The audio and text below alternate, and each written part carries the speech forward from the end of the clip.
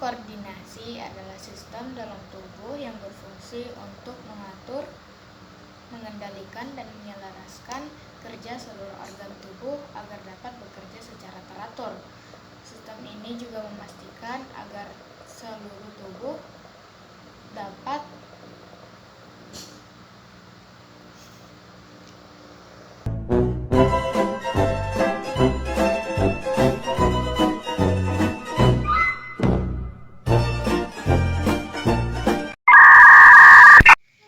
Koordinasi adalah sistem dalam tubuh yang mengatur, mengontrol, dan menyelaraskan kerja seluruh organ agar tubuh dapat berfungsi dengan baik.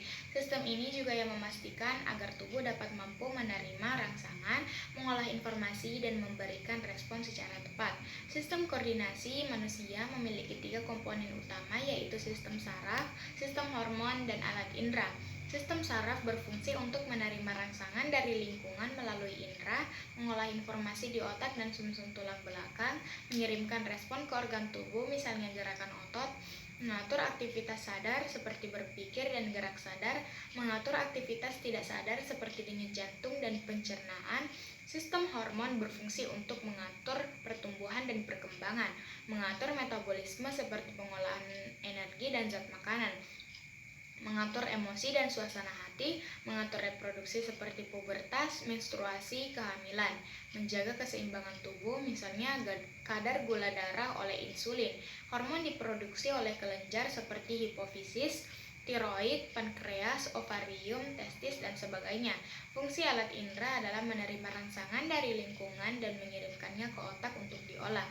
Jenis alat indera ada 5, yaitu indera penglihat atau mata, menerima rangsangan cahaya untuk melihat, indera pendengar atau telinga, menerima gelombang suara untuk mendengar dan menjaga keseimbangan tubuh, indera bau atau hidung, menerima rangsangan berupa zat kimia di udara untuk mencium, indera pengecap atau lidah, menerima rangsangan kimia dari makanan atau minuman untuk mengecap rasa manis, asin, asam, pahit, dan umami.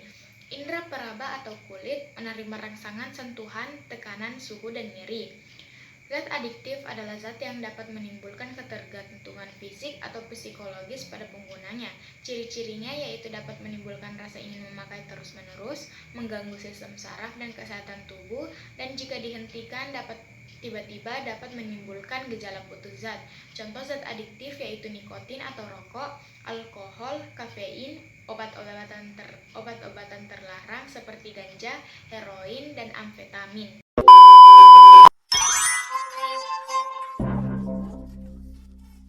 Sistem reproduksi berfungsi untuk menghasilkan keturunan melalui proses pembuahan, menghasilkan sel reproduksi, sel sperma pada laki-laki, dan sel telur atau ovum pada perempuan, mendukung perkembangan janin pada perempuan, menghasilkan hormon seksual yang memengaruhi ciri kelamin sekunder seperti suara berat, pertumbuhan payudara, dan sebagainya.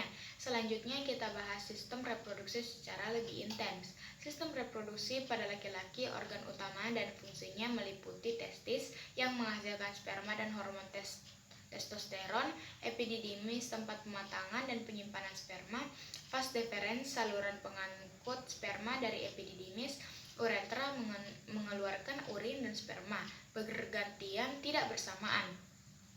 Penis, alat kopulasi untuk menyalurkan sperma, kelenjar prostat, vesikula seminalis, dan kelenjar Cooper menghasilkan cairan semen yang melindungi dan memberi nutrisi pada sperma.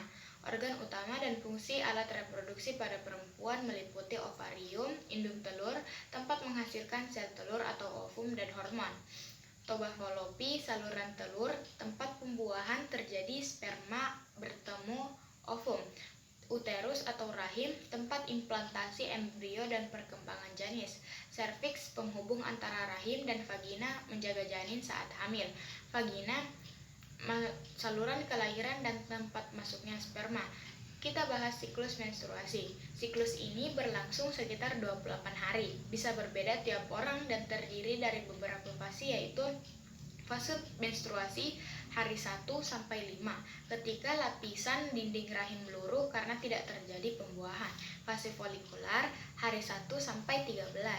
Ketika ovarium mulai mematangkan sel telur dan hormon estrogen meningkat, menebalkan dinding rahim, fase ovulasi hari 14. Ketika sel telur matang dilepaskan dari ovarium, ini adalah masa subur. Fase luteal, hari 15 sampai 28. Hormon progesteron meningkat untuk menyiapkan rahim bagi kehamilan. Jika tidak ada pembuahan, hormon menurun dan siklus kembali ke fase menstruasi. Sekarang kita bahas tentang kehamilan. Kehamilan terjadi ketika pembuahan atau sperma bertemu ovum di tuba falopi. Zigot atau hasil pembuahan membelah dan bergerak ke rahim. Implantasi atau zigot menempel di dinding rahim dan menjadi embrio. Perkembangan janin atau embrio tumbuh menjadi janin selama kurang lebih 9 bulan atau 40 minggu. Atau bisa juga 3 trimester. Hormon HCG, progesteron, dan estrogen berperan penting dalam menjaga kehamilan. Mari kita bahas penyakit-penyakit pada alat reproduksi.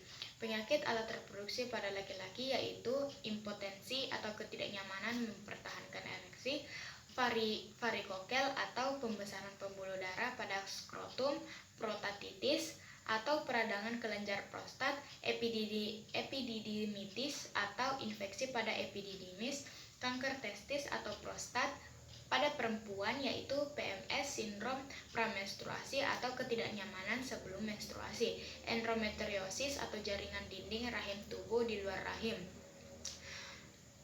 kista ovarium atau benjolan berisi cairan pada ovarium, mioma atau fibroid atau tumor jinak pada rahim, radang panggul PID atau infeksi pada organ reproduksi, kanker serviks atau kanker ovarium.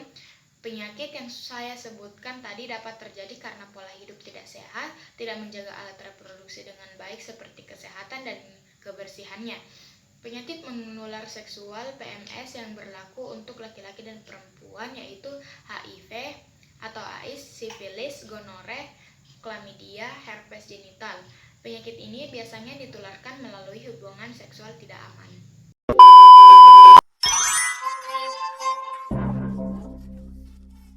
Homeostasis adalah proses menjaga kondisi internal tubuh agar tetap stabil meskipun lingkungan luar berubah. Homeostasis dilakukan oleh kerjasama sistem saraf, hormon, dan organ tubuh. Mengapa homeostasis penting?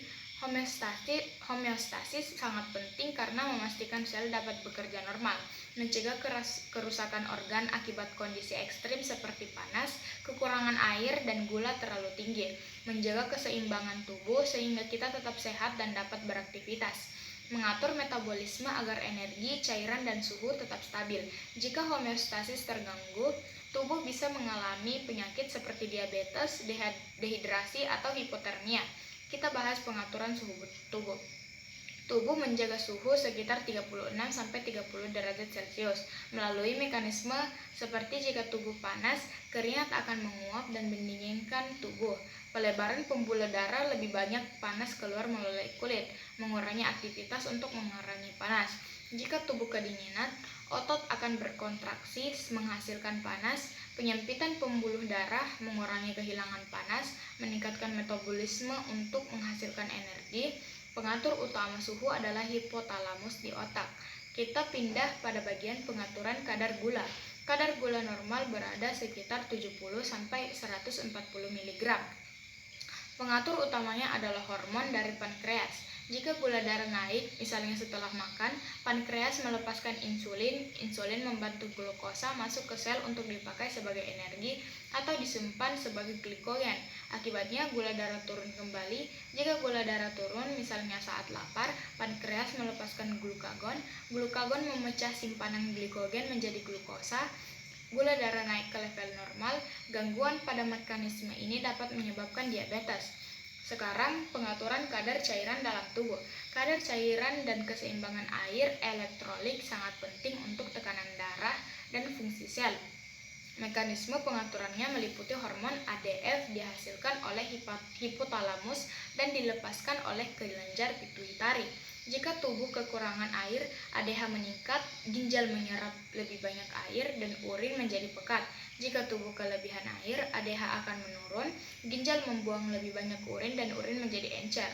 Rasa haus dapat muncul saat tubuh kekurangan cairan, mendorong kita untuk minum. Ginjal adalah organ utama yang menyeimbangkan jumlah air, garam, dan ion dalam tubuh. Jika keseimbangan cairan terganggu, dapat terjadi dehidrasi, overhidrasi, atau gangguan elektrolit.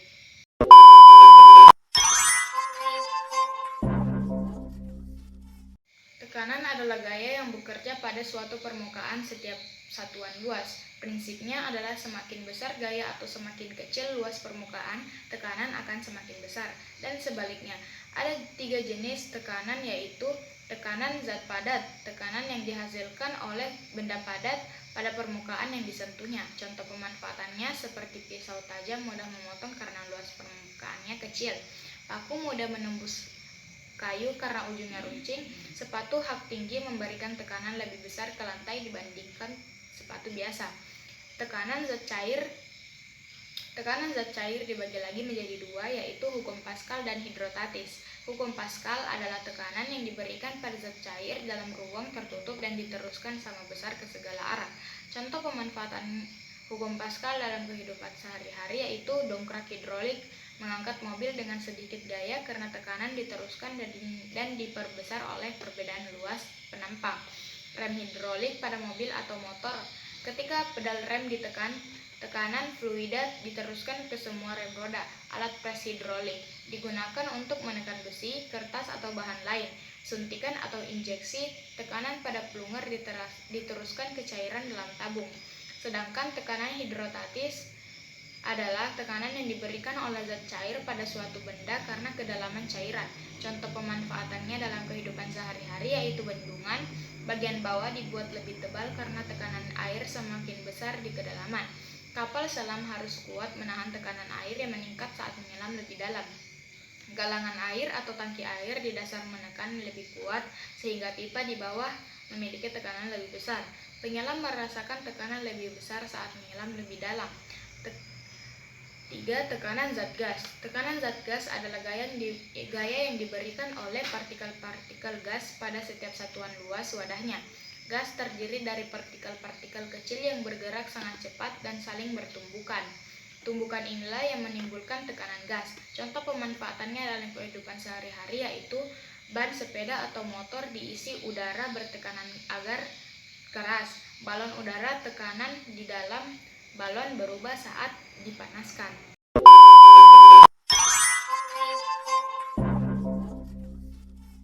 Listrik statis adalah kumpulan muatan listrik, positif atau negatif, yang diam atau tidak mengalir pada suatu benda.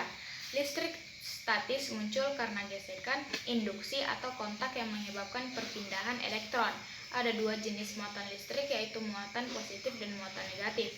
Aturan interaksi muatannya adalah muatan sejenis positif dengan positif atau negatif dengan negatif akan saling tolak. Muatan tidak sejenis positif dengan negatif akan saling tarik.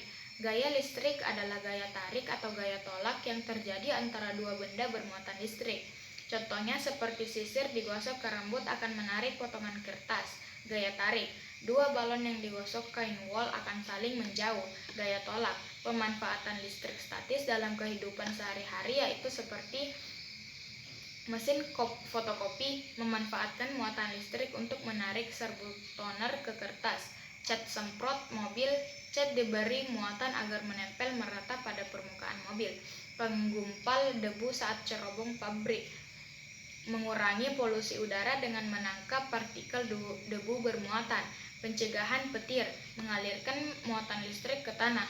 Filter udara ionizer menggunakan muatan untuk menarik debu ke plat bermuatan.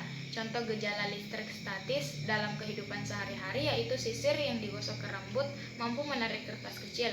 Rambut berdiri setelah digosokkan dengan balon. Pakaian yang baru selesai dari mesin pengering saling menempel. Terkena setrum kecil saat menyentuh pegangan pintu. Kilat atau petir di langit saat hujan adalah gejala listrik statis dalam skala besar.